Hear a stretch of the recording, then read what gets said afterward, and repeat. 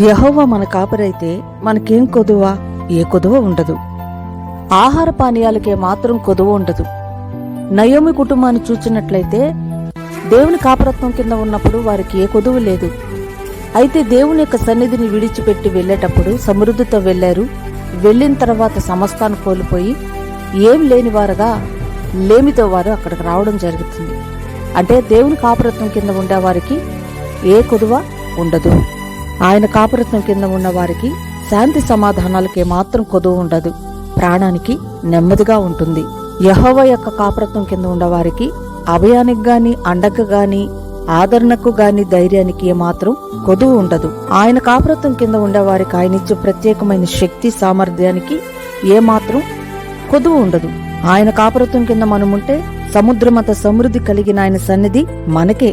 ఆయన కాపరత్వం కింద ఉన్నవారికి ఆయన సమ్ముఖమునందు సంతోషం కలుగుతుంది. ఆయన సన్నిధిలో ఉన్న కృపాక్షేమము మనము బ్రతికే దినములంతా మన వెంటే ఉంటే మనకేం కొదువా? కొదువుకు ఆయన అవకాశాన్నిస్తాడా?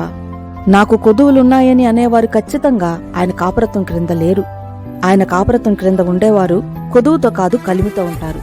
కలిమితో ఉండి కూడా నేను కొదువుతో ఉన్నాను అని చెప్పుకునేవారు దేవుని కాపరత్వాన్ని కించపరిచినట్లు. కనుక ఆయన కాపరత్వం క్రింద ఉండటానికి వారు అనర్హులవుతారు. కనుక డౌన్లోడ్ షేర్ చాట్.